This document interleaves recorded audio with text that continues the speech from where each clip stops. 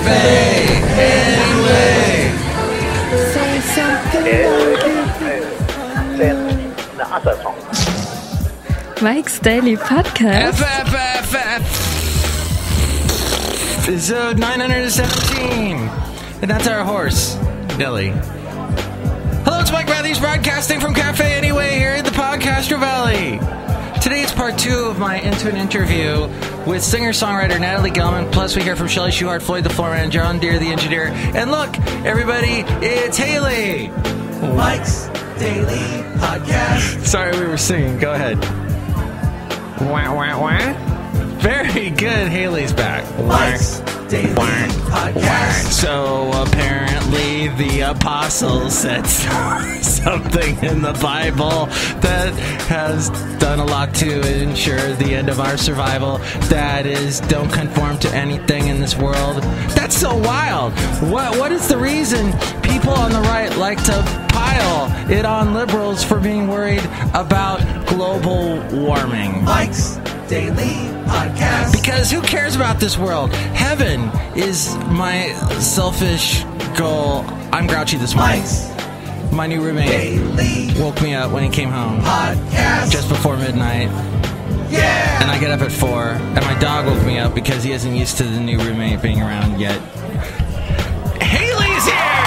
Hi! Where were you the other day? I was in the void. In the void? Oh, it's scary. It's where all radio people go when they're not on the air. Excellent. That's good. What's it like in the void? That's like saying, what does water taste like? I never thought about what water tastes like. Tastes like water. Well, what does water taste like? Never touch the stuff. Did you like my W.C. Fields? Beautiful. That was never touch the stuff. Chad Kroeger and Avril Lavigne are getting divorced. Finally. I mean, that was a little creepy. Douche rock. Look at this photograph. What do you think? It's on MIKEs-DAILY-PODCAST.com. But that section doesn't come until the end part of the show. I'm laughing like a little girl. That's true. The podcast picture will be of Natalie Gelman because we have part 2 of our Into an Interview with her today. Oh, that makes sense. Did you ask if she likes Nickelback? No, I didn't. You should do that. I should have asked her that. You should have asked her that. Crud.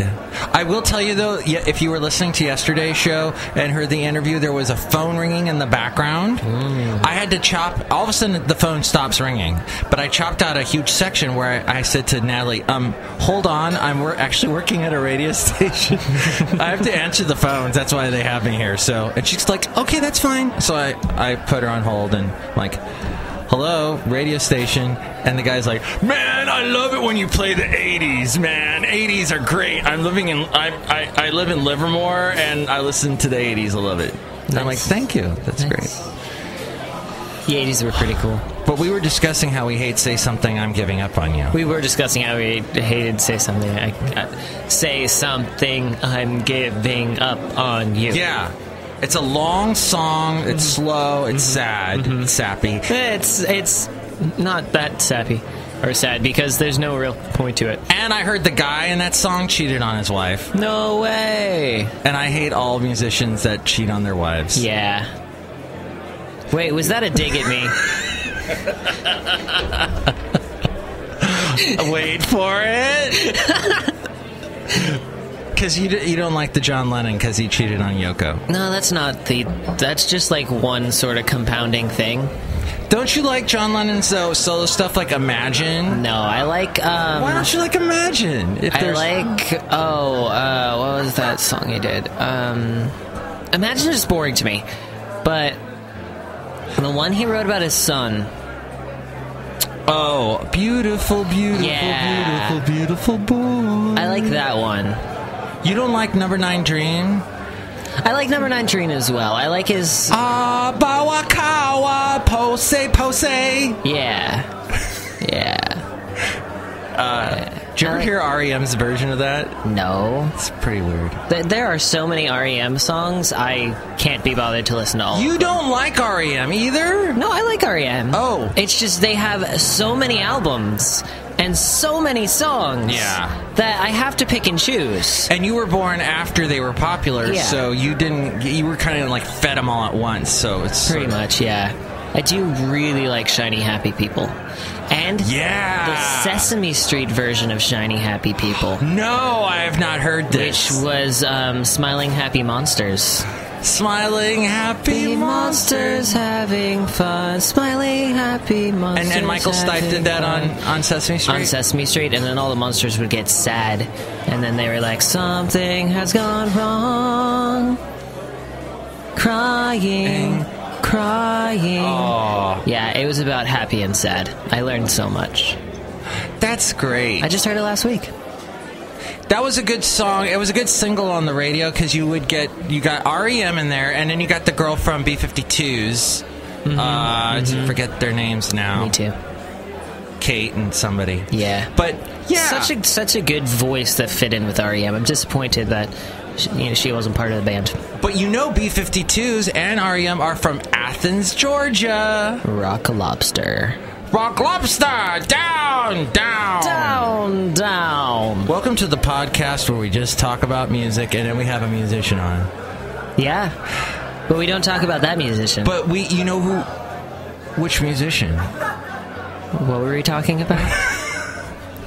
Chad Kroeger? Oh. You interviewed Chad Kroeger? That's impressive. No. I don't think I could do that interview. Hi, Chad. I'd be like, hi, Chad Kroeger.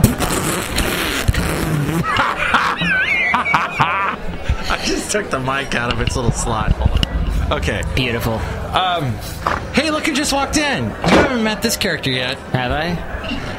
Hi, Haley. It's like so nice to meet you. Oh, hey, I recognize your voice from something. I'm Shelly. It's too hard to give shop supervisor. Oh my god, you don't remember me from being on the show? No. Oh my god, you guys are making fun of Say Something. I'm giving up on it. Wait! You're the one that didn't warm up my croissants! No, I work in the gift shop. I'm not a cook. Well, the microwave is in your gift shop, though. I told you to get that out of there because I don't like the radiation that comes out of it. Oh my gosh, my mom will not let me stand in front of the microwave. Your mom won't? If it's on and I'm standing in front of it, she'll be like, please move. She'll be practically crying. She's worried about her baby getting hit by microwaves. I work in radio. And then my mom has a microwave that's so old that it started burning the kitchen counter. Nice. She got rid of it though. Oh my god, microwaves are so scary. But they make my popcorn. That's true. Microwaves. Popcorn. Yay, popcorn. Look who else is walking in. Hello, Mike. This is Floyd the Floorman. And this is John Deere, the engineer. Hello, Haley. Hello.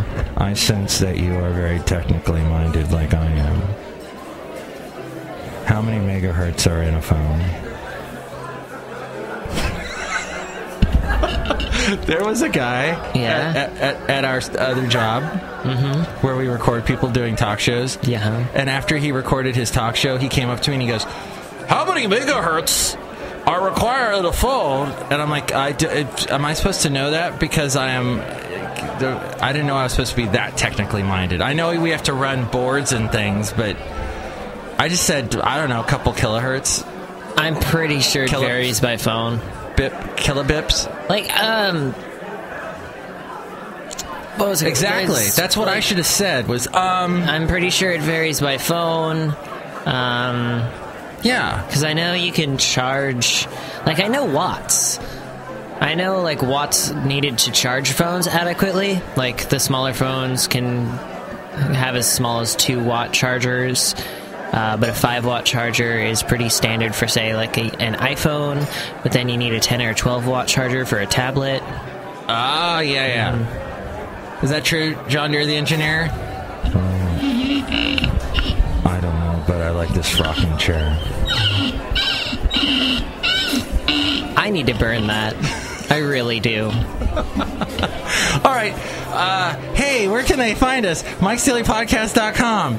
And there are links to where to listen to the show all over the place. Spreaker, SoundCloud, YouTube, TuneIn, Tuna. Hey, I really recommend going to Facebook or Tumblr and just clicking like on Mike's Daily Podcast, or follow, I guess, if it's Tumblr, because not only will you be able to see all the shows, but if you miss them at any time, Mike is constantly reposting them and reblogging them and things, so you will always make sure to see the podcast if you like us. That's right. You'll never be left behind. Yes. Because I know how Facebook works.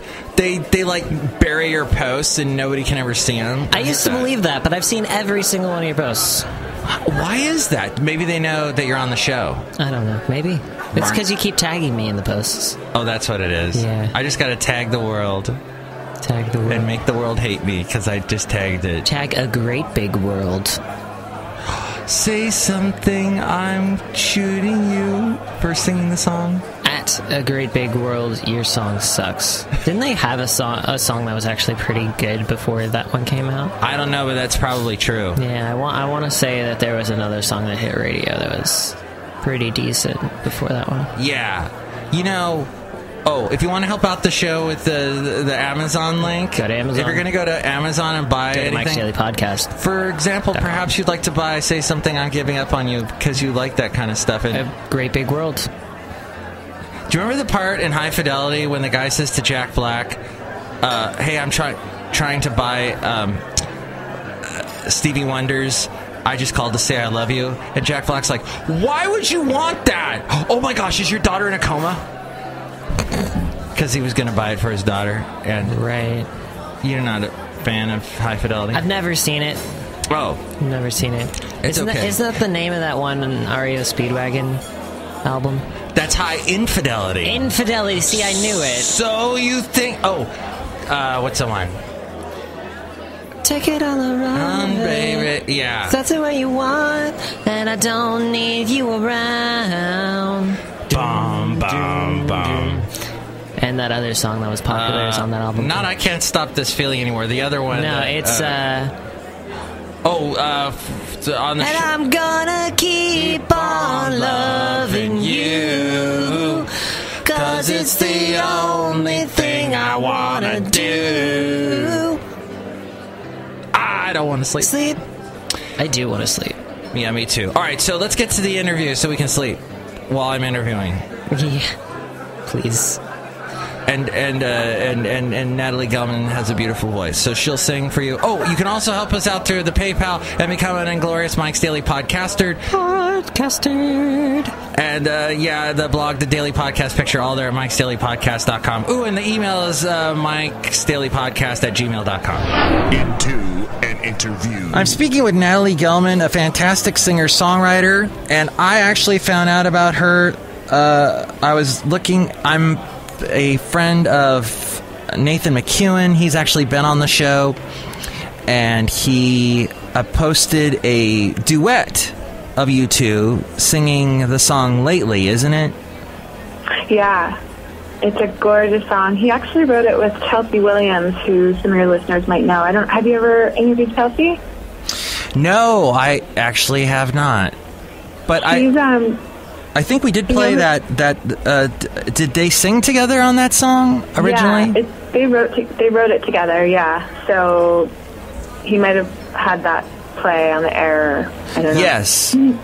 And does she also perform in public, like I guess busking or whatever you call it? Exactly. So she mostly, I think, the 3rd Street Promenade. I don't know her personally. But I have known of her for a while, and I know she plays the 3rd Street Promenade a lot. In Santa Monica. Great stuff. Yeah, in Santa Monica. And she tours nationally as well. And so then you heard the song somehow. Yeah. Well, Nathan and I've been a fan of Nathan's music for a while, too. And we played together a couple years back in Pasadena at the Pasadena Festival. And just wanted to play some shows together and play on each other's music. And so he shared that song with me, and I had never heard it before, and immediately loved it because he can totally relate, as a musician and coming home or missing my boyfriend often, and so I totally can relate to it and just think it's gorgeous. And after we had played it like 3 or 4 times at his shows and my shows and whatnot, and I said to him, we got to record this. So. Yeah, and that video is up on YouTube of the two of you. It's just a camera pointing at you, and you guys start singing, and it sounds great. Thank you. Well, you're on. Happy with it. You're on tour right now. Mm-hmm. Where are you? What's your latest tour taking you? Where is that taking you? I'm back east for about 3 weeks. Some dates in South Carolina, and then going up to the Northeast for shows in New York and Connecticut. Wow! So you are bi-coastal. I am. And it must be pretty humid over there right now, being the end of August and early September. It is. I know. I haven't really checked what it's going to be like in New York, but growing up there, August was always my least favorite month.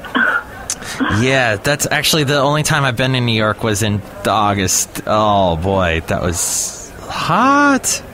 And it starts to kind of smell as well. There's that.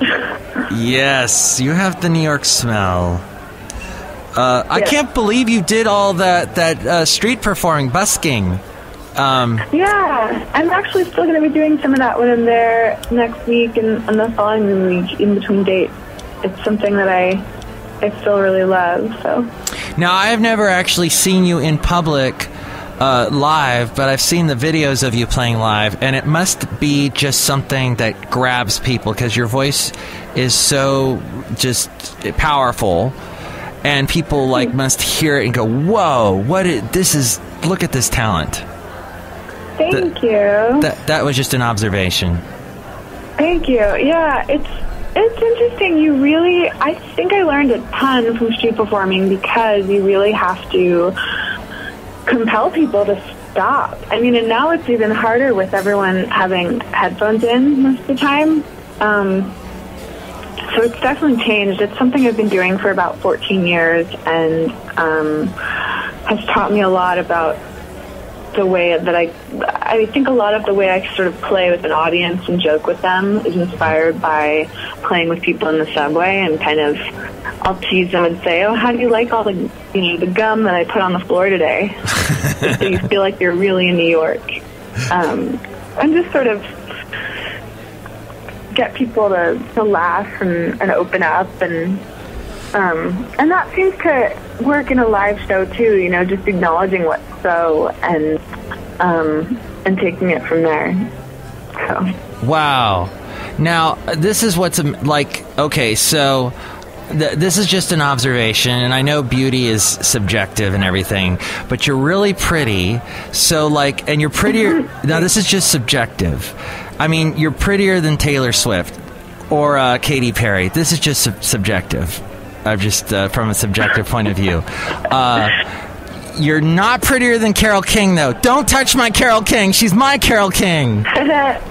And actually, you do the song by her, One Fine Day, I've seen on YouTube. Yeah, I love that song. Yeah. She's such an amazing talent. But people, when they see you perform live, they must be like, oh my gosh, are there cameras? Did I just walk onto some TV? Anyway, you don't have to pay $1 gazillion to see Taylor Swift. You have to, the real money is going to see you perform live. Thank you. Yeah, it's funny. I think that really at the end of the day, it's the songs that get people to stop and really listen. Mm-hmm. I don't think... sometimes my jokes will get them to laugh, and I can tell, I was sharing this story the other day. I mean, I've even had people tip me and buy CDs because I stood up for myself with, people that have violated my personal space in the subway. And so you never know what's going to get people to go, oh, I want to support you. And so it's just a really strange thing, but the songs are consistently, I mean, I had Peter Yarrow stop when he heard me in the subway a long time ago and was just listening for 20 minutes, letting trains go by, and that happens often. And at the end of it all, finally he decided, okay, I'm going to take this train coming in, and he introduced himself, and I was just, word speechless, and like, okay, hi. And of course that night I'm practicing all of the ones I don't play too often, and I think he was the only one of 10 people on the platform at 11 o'clock at night on Tuesday or something, whatever it was. But yeah, I don't know. I used to try to figure out what the rhyme or reason was to it all working or not working, and I do believe, as far as sort of superficial vanity-ish things go, like, I really like to honor the fact that I'm asking people to look at me as they, listen to songs, and I try to show up, as I would to a street performance, the same way I would to a show. Not to the extent of, like, I'm playing at the Kenyon Club in a few weeks, and in Agoura Hills. Yeah. I'm excited for that, but that's, a bigger deal, and I'm not going to wear heels in the subway, but, always honoring the music and the listeners, so. Do you know who I saw at the Canyon Club? Joan Osborne. Oh, wow, that's awesome. God, she was good. She's really good. I'm excited to play there. I never have. It's neat. It's right there. It's in the, what do they call it? The Wizens Shopping Center. Wizens. There's good parking, so that's important. Yes. Yeah. It's easy to find a parking spot. For sure. Natalie, I would like to also ask you about, we heard Most of the While, the song from your latest album, Street Lamp Musician. What was the process like recording that album, producing that album, making it? Yeah, that was kind of unique because the way that album got recorded was I was signed to a production deal. And so I was working with fabulous producers, Mark Needham and Charlie Midnight. It's what brought me out to California in the first place. And it was the first real professional thing that I had done. I had recorded 2 albums before then. One is I considered my debut and is actually still available, but nothing as professional. And the people who played on that record, I just was always totally in awe of the musicians coming in. And so we did actually record 12 songs, and we didn't finish all 6 of them, but we got the rough and some of the bare bones for the drums and the bass and the more guitars and stuff on 6 of them, and we're shopping it and trying to find a home for that CD, and we couldn't, and we decided, let's put it out on our own, and that worked pretty well for what I do. It's hard to find a home for indie music, I think, these days, but I was pretty happy putting it out on my own, and I have a fan base that I've built up from street performing and all the touring I do that went out and bought it, and so that totally worked. But it was really, I just had so much fun in the studio, just being blown away by all the people I got to work with on it. So that's really what I'm grateful for. Where was the studio? It's in LA. It's in Los Feliz. Oh, okay. So, and then let's see. I was going to play Long Stemmed Roses, and which album is that from? That's also from Street Lamp Musician. And this is so sultry, sultry. My gosh, and beautiful. And when I listen to it, I want to pour a glass of wine and stick rose petals all over myself and stick my feet in a lake. Oh, nice. It's so sultry. How did you? What was the inspiration for this? That song, that song's really special to me. At first, when I wrote it, I thought that I was writing it to a boyfriend at the time, to his parents. and they're still together. They were together, but I just thought, gosh, I really hope I never become that sort of going through the motions.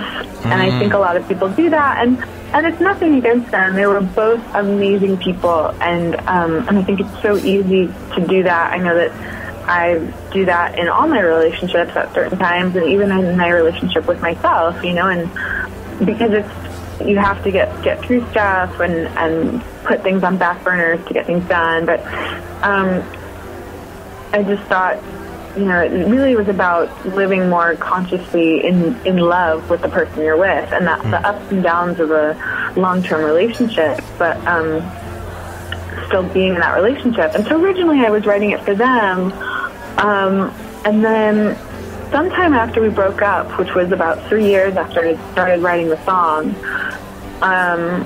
I sat down with Charlie Midnight, who was my producer and my co-writer on most of the songs on Street Lamp Musician, and still is on a lot of my songs. We are producing my next CD together. But I sat down with him and we talked for a couple of hours about what the song was about.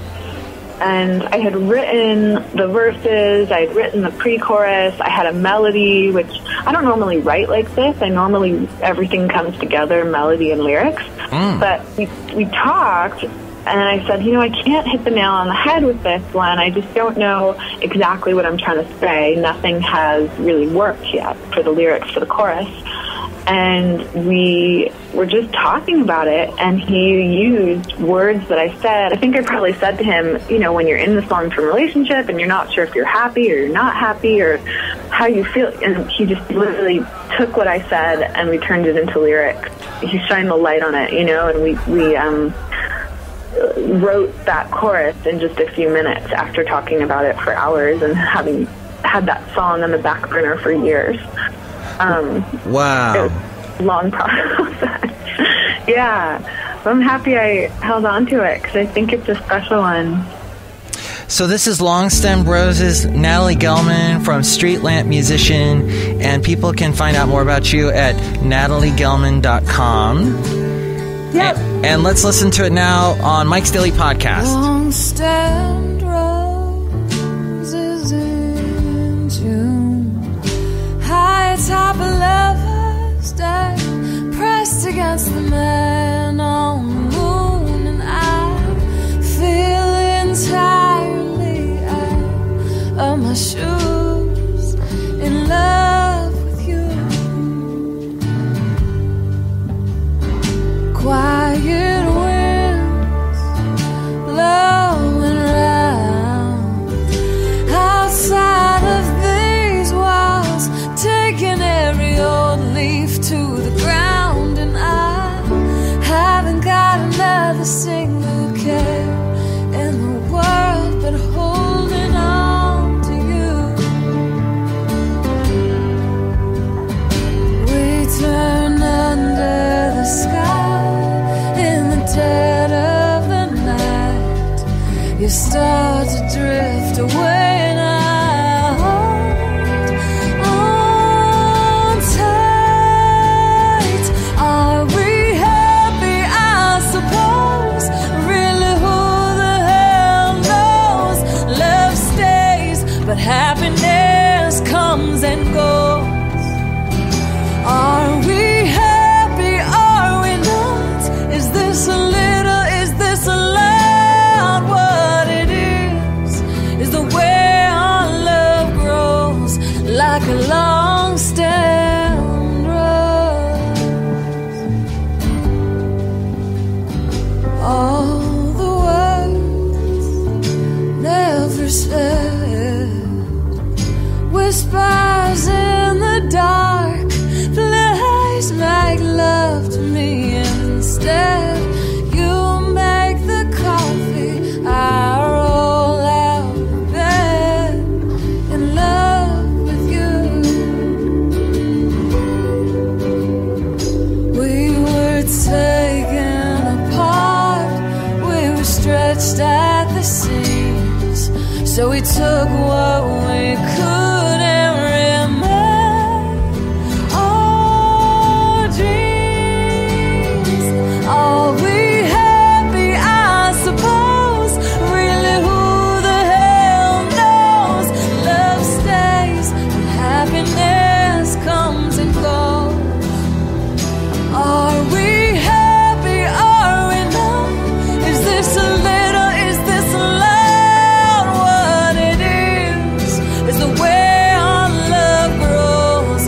like a long-stemmed rose.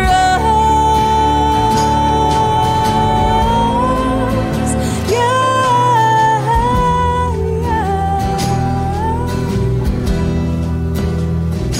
Are we happy, I suppose? Really, who the hell knows? Love stays, but happiness comes and goes. Are we happy, are we not? Is this a little, is this a lot? What it is the way our love grows like a long stem rose.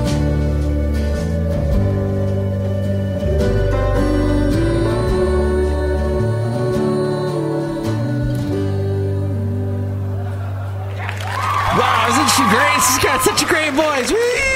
She really does. Natalie Gelman. I really appreciate it. As we go outside a cafe, anyway, we're bringing Mike's Daily Podcast somewhere in Podcastro Valley. Tomorrow, the finale. The next show, the finale. If I get to the show tomorrow of my interview with Natalie Gelman. Yeah, because tomorrow's Friday, right?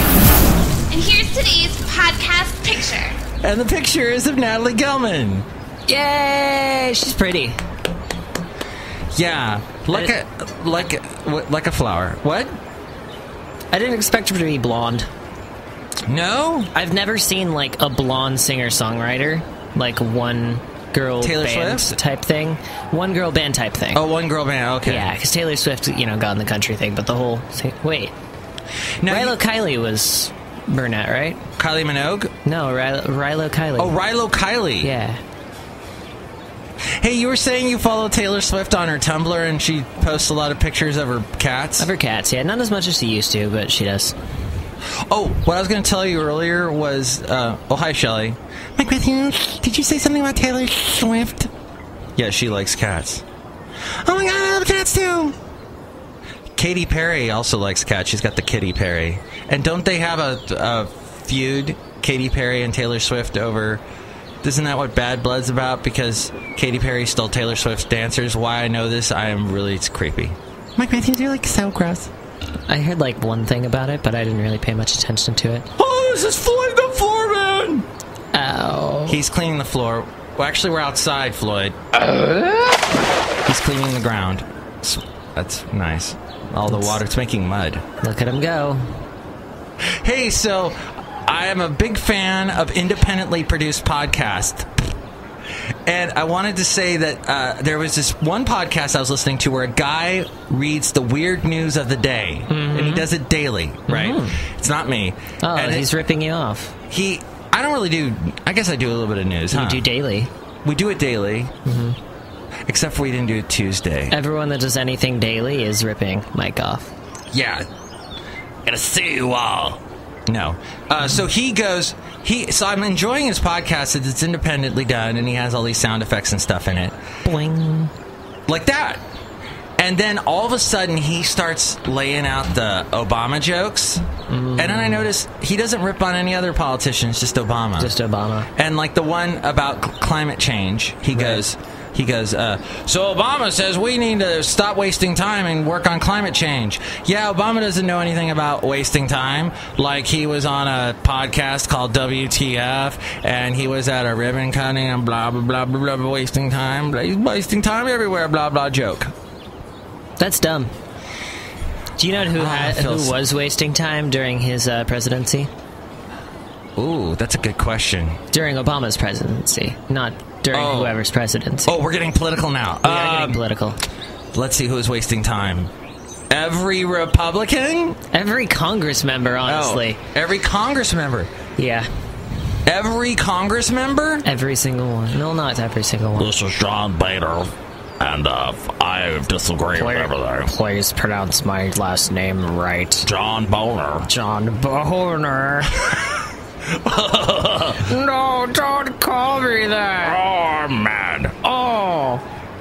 Next show, it's going to be Benita, the disgruntled fiddle player. Ooh, nice. They're going to be mad for what we just said there. Because they're, like, totally Republican. Disgruntled. And disgruntled. Yeah. And then the Brewmaster. And then the finale of the Natalie Gelman interview. Haley, thank you. I guess you might not be on the next show, but the following show, for sure. I'll try my best. We'll get you back on. Okay. Anything else you want to get to? That's like kind of what Rob Black does in his interviews. Anything else you want to say about the subject? Yeah, what are you currently working on? Yeah. What's some of your side projects? My side I am working on producing my own podcast, which is... what's it going to be? It's going to be 20 minutes of me screaming. And it's going to be bi-weekly. No. Pan-weekly? Yes. Pan-weekly. All weeks. Okay. Yeah. Is bi-weekly the right word? Because is bi-weekly... Yeah. Twice a week. Twice a week? Yeah. Okay, then what's every 2 weeks?